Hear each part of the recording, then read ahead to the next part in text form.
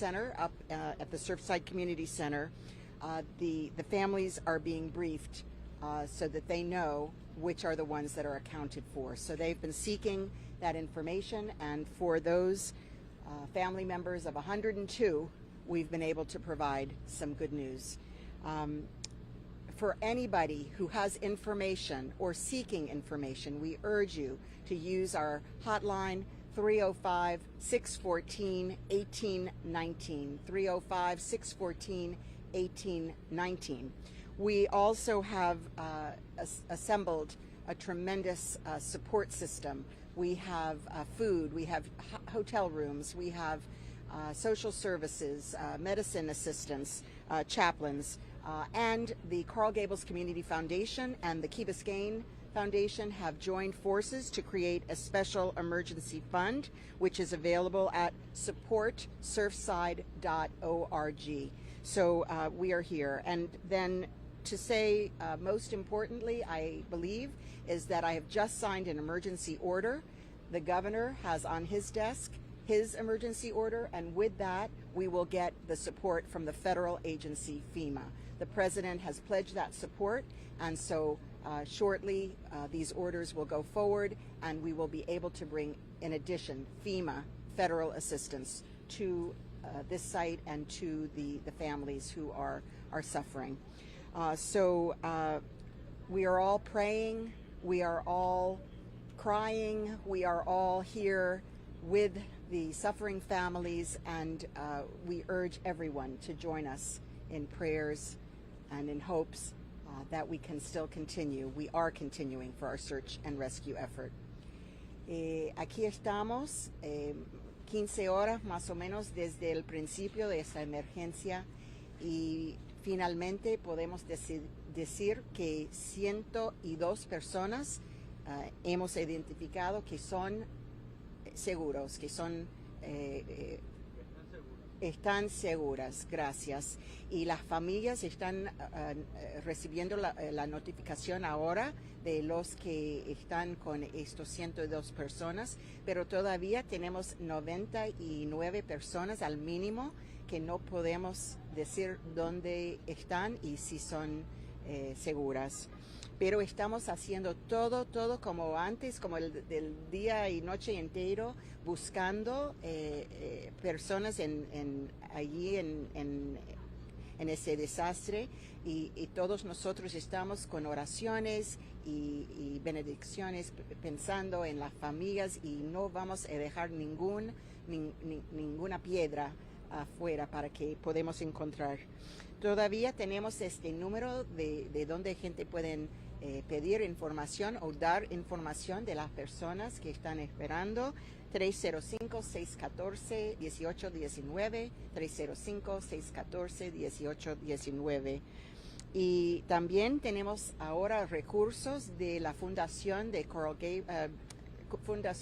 Gables Community Foundation, Key Biscayne Foundation y Miami Foundation. Y juntos ellos tienen un fondo que se llama supportsurfside.org. Y finalmente yo acabé de firmar un orden de emergencia de este desastre, y el gobernador tiene también en su escritorio un orden para firmar, y dijo que sí, que va a firmar, y el presidente dijo que está listo a mandar recursos federales por FEMA. Gracias a todos. Thank you, Madam Mayor. Following the mayor, we're going to have the Board of County Commissioners Chairman, Honorable Jose Diaz. Thank you. This has been a very sad day for us in our community, but it's also a day that we can see this community come together and provide the very best in support of a very bad and ugly situation. I want to thank the firefighters that since 1:48 in the morning have not stopped in trying to rescue as many people as possible. I want to thank the mayor for all her work and what has taken place. This is very sad when you're dealing with people that don't know the outcome of their family. They're very worried. They just are desperate in the sense that they want to know what's actually taking place. But we continue to try to rescue. We continue to try to find more people, and the number doubled, as the mayor said, which is great news. We want to keep going on that, and I know that the chief fire has more figures as to the director of police, as to stats. All I can say is I am incredibly proud of this community and all its residents and the outpour of support and what they're doing. Thank you to all, and the prayers. That is extremely important. That's what's taking place. So to us, please continue. Our men and women are doing the very best that they can. They're the very best in the world in what they do, and hopefully we'll continue to get good results out of such a tragic situation. Tengo que darle las gracias a la alcaldesa por su liderazgo y también a los hombres del Departamento de Bomberos y de Policía. Desde las 1:48 de la mañana están trabajando sin parar, buscando personas y tratando de salvarle la vida a muchos de ellos en el rescate. El número creció el doble, como dijo la alcaldesa, de personas que ya son contables, pero todavía quedan 99 que no han sido contables. Y quiero darle las gracias a esta comunidad por el trabajo tan eficaz que está haciendo, tanto en las ayudas y todo lo que están mandando para ayudar a todo quien puede. Y las oraciones también a estas circunstancias. También al Departamento de Bomberos, como dije, que no han parado desde las 1:48 de la mañana y siguen trabajando eficazmente para seguir rescatando personas. Pero yo voy a dejar que el Departamento de Bomberos, el jefe, diga su información también, como nuestro gran director de la policía. Pero más que nada quise darle las gracias de nuevo a todos los que están trabajando en estas circunstancias y también a los ciudadanos de esta comunidad y de todas partes que han llamado con la ayuda, incluyendo nuestro gobernador y muchos más. Muchas gracias. Thank you, Mr. Chairman. And we're going to follow with the Vice Chair, Honorable Oliver Gilbert. Between the mayor and the chairman, they've said most everything, but listen, I just have to implore everybody, just pray. Look, having seen that building from the other side, we have to all pray.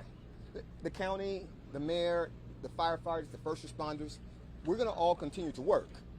But we need everybody to continue to pray, because, and not just for the people who were in those buildings, but for their families who are desperately hoping that they're safe. For the firefighters and first responders who are going in there trying to save their lives. For this community, we have to pray. And we're going to pray and we're going to work. We're going to pray and we're going to work. Thank you. Thank you, Mr. Vice Chair. We're going to follow by Representative Debbie Wasserman-Schultz. Thank you so much, Mayor Levine Cava, to the members of the County Commission. I woke up this morning in Washington, D.C. to the horror of seeing a building that had collapsed in Surfside, which is entirely included in my congressional district. I spent the morning before I got on the plane to come down here speaking with Mayor Burkett and the officials in the city of Surfside, who have done a remarkable job mobilizing, along with Mayor Levine Cava and her team. It is essential that we have a whole of government effort here, and so making sure, my responsibility as the member of Congress that represents this community is to make sure that we can have there be no daylight between the federal, state, and local governments, and ensuring that we have the assistance of the federal government to make sure that our community has the resources they need to make sure that not only the unexpected, unanticipated expenses that come with this kind of disaster are accounted for, but also there'll be need for federal housing assistance that only comes with a disaster declaration that we've been working with the White House since this morning to make sure is declared. Once the governor makes that declaration, now that the mayor has sent hers up, I spoke with the Chief of Staff of the White House, Ron Klain, before I got on the plane, and they were already preparing to make sure everything is in place for when they receive the emergency disaster declaration from the governor. So everyone is ready. It's all hands on deck. I will tell you that I have been getting outreach from constituents who had family members or people they knew in the building, and they are among the unaccounted for. We do all need to pray. I just had a chance to view the site up close, and I mean, the humanity that you see, the daily lives, the evidence of just people living their daily lives, and that everything evaporated in an instant. It's enormously devastating, and so we really need to make sure, and we will. And I'm thankful that President Biden made it very clear that they are prepared to mobilize everything that this community needs, and I'll be working with my fellow elected officials to ensure that. So please know that this entire day, since the news of this tragedy began, we have all been working very closely, and we'll keep this community close and everyone in our prayers. Thank you so much. Thank you, ma'am. We're going to follow up with the Assistant Chief of Operations, Ray Jadallah, followed by Public Information Officer Erica Benitez in Spanish. All right, good afternoon. So since the last press conference at 6 a.m. this morning, we shifted our operations from the inside of the building to underneath the rubble. We conducted an assessment, sonar and search cams on the top of the rubble. Sonar is those listening devices. We also utilized canine dogs for the top of the rubble early in the search phase. What we've determined was that all the resources needed to shift underneath the rubble. There's a parking garage that's beneath the building that's given us better access to gain basically tunnelways to these different floors. All the resources have continued to basically shift approximately 60 to 70 firefighters at a time, coupled with our urban search and rescue team underneath the parking garage. Again, that's what we found was on top of the rubble area. We're unable to locate any voids, any areas that we could actually operate to start conducting these searches. This process is slow and methodical. You see that every time there's a shift in the rubble, we have additional rubble that shifts on us. If we make a cut and there's a shift with additional boulders, what we end up finding is what we just encountered, a small fire. We did have a small fire as a result of some shifting of the building. We were able to extinguish it within 20 minutes, after which time we went back in and we conducted search operations. The operations will continue throughout the night. We have our urban search and rescue team, again, coupled with additional resources that we have that are going to replace our firefighters tomorrow morning to bring in fresh crews. But again, every possible resource that we have, including local assets from municipalities, are being brought in, and every opportunity for any viable victims that we can find, we will locate. Thank you. PIO Erica Benitez is going to speak in Spanish for fire. Muy buenas tardes. Bueno, ahora 15 horas después de que comenzamos esta operación, estamos todavía continuando con la misión de búsqueda y rescate. Lo que sabemos es que al comenzar esta misión, al principio empezamos haciendo una búsqueda con los perros, al principio en la parte de arriba de los escombros. Ahora lo que estamos haciendo es cambiando la estrategia.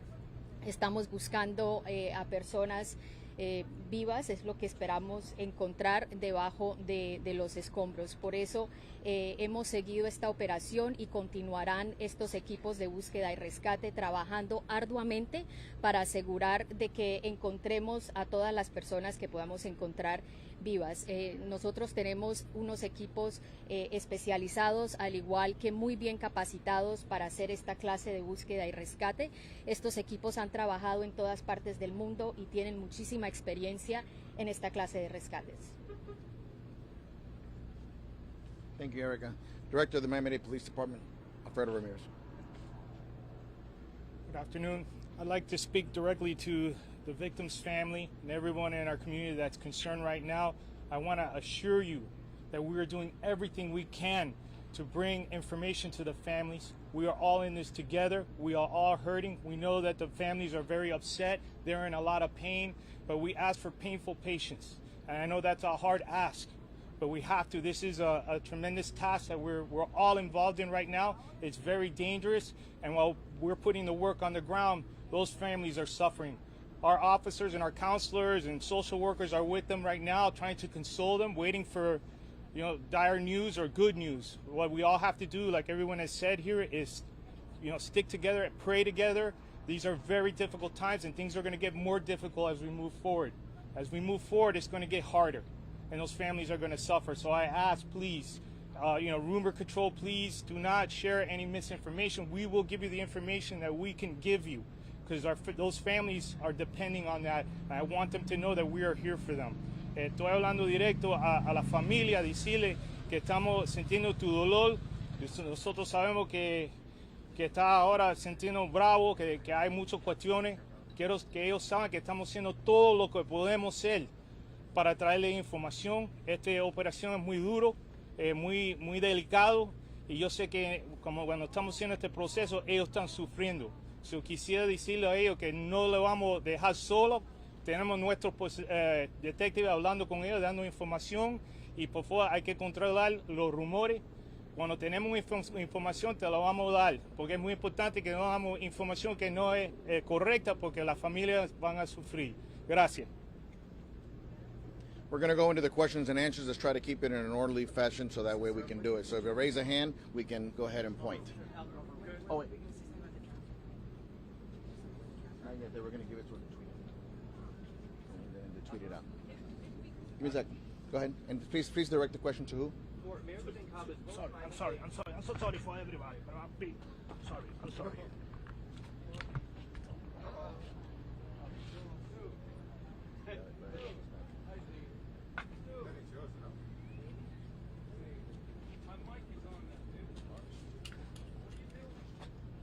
Yeah, I see somebody's mic there. Hold on. Yes. It's okay. We won't go without you. I'm sorry, Mayor. It's okay, we're all excited. I hear you. So Mayor, let me comment. Okay, Mayor. Channel 7. Do you have any idea why this happened? No, that's the big question right now. Why? Yes. Any indication? I know it's early on, but do you or Miami-Dade Fire Rescue any idea why this building collapsed? So at this point, we have engineers on site. Structural issues, obviously, the building did collapse, so we want to understand what happened, but also what risk there might be for the remaining building. So it's a structural engineering question, and through our fire rescue department, they have engineers as well. The city of Surfside is also working with structural engineers. Miami-Dade Fire Rescue the lead on trying to figure out why? Yes. Okay. I could answer that. The fire department is doing the search and rescue. Once they release the scene, the Miami-Dade Police Department will then conduct that investigation as to what is the causes. But right now we're focused on the search and rescue.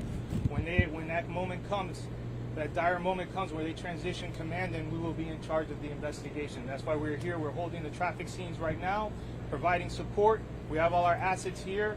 And once that transition comes, we'll be part of that investigation. Our homicide detectives will be doing a death investigation with other partners, and it'll be very similar to the FIU Bridge tragedy. So even though there will be a structural engineer issue with the Miami-Dade Police taking There'll be other assets that'll be coming once they stop the search and rescue component. ¿Podría repetir eso en español, por favor? Well, as well, there'll probably be federal resources involved in the investigation as well. Sorry, brief question, and this is probably for fire rescue. If you don't mind, just for people watching so we can be clear, the 102 people who have been accounted for at this time, not necessarily from the collapse, rather the structure in its entirety, people who were evacuated from the building, that's a question. And then regarding the search efforts under the rubble, can you speak at all to whether anyone has been located in that? We've heard reports of people hearing sounds, trying to locate individuals. Can you speak to what you may have found at this point? All right, so to echo the mayor's numbers, so in combination to our numbers this morning, so we had 35 victims that were pulled from the structure by fire rescue. This is an additional 2 victims that were pulled from the rubble. Now we have now a total of 11 patients that were treated. Of those 11, now we're up to 4 patients that have been transported. Now we have been getting what we call, again, sonar, sound devices that we're getting from inside the rubble in various areas. And again, it is a very slow and methodical process because every time we start breaching parts of the structure, we do get debris that falls on us. In regards to the structural engineer, we do have structural engineers that are embedded with Miami-Dade Fire Rescue to prevent the building from collapsing on our firefighters as we continue with this search and rescue phase. Again, since 1:48 a.m., Miami-Dade Fire Rescue has not stopped. Again, the optics may seem that there's nothing going on top, but all operations, I cannot emphasize enough, all operations are occurring underneath the rubble. They're occurring underneath the parking garage, where we have teams of firefighters constantly as they continue to making cuts, breaches, and placing sonar devices, search cams to locate victims. As we make one hole, we access a floor, we continue to the various areas. But to answer the question, we did receive sounds, not necessarily people talking, but sounds, what sounds like people banging, well, not people, but sounds of a possibility of a banging. Short of that, we haven't heard any voices coming from the pile. Related to the search and rescue, to clarify, there was a report around 4:15 or so saying that 2 people had been pulled, or 2 or some number had been pulled from the wreckage this afternoon. That was an incorrect report. That's correct. The only numbers that we have for patients that were removed from the actual structure or rubble is the 35 and 2. So a total of 37 have been pulled from the structure itself. New York Times, is there any concern associated with the stability of the building at this point? Situations of this nature where there's an emergency, there's been a catastrophic occurrence with a structure, there's always going to be a concern. But again, we do have structural engineers that are embedded with Miami-Dade firefighters. They assess the structure every hour. In addition to every hour, they conduct the assessments every time there's a weather shift. What we do is we just make sure that, again, we place seismic devices on the building to determine that any stress cracks, enlarging. From there, we also make sure that we don't have any shifting of the floors. Every time we make a breach underneath the ground, we do have some debris that rains down on the firefighters. And again, what we encountered was some shifting of the debris, and eventually we did have a small fire which was extinguished within 20 minutes.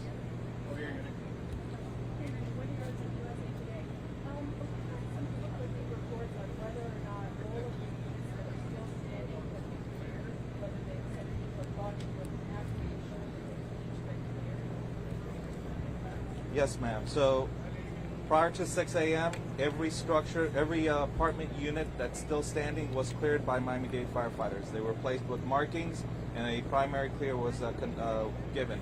Again, we're referencing the actual building that's still standing with the apartments that were still intact. Sir? Yes, Kerry Sanders from NBC News.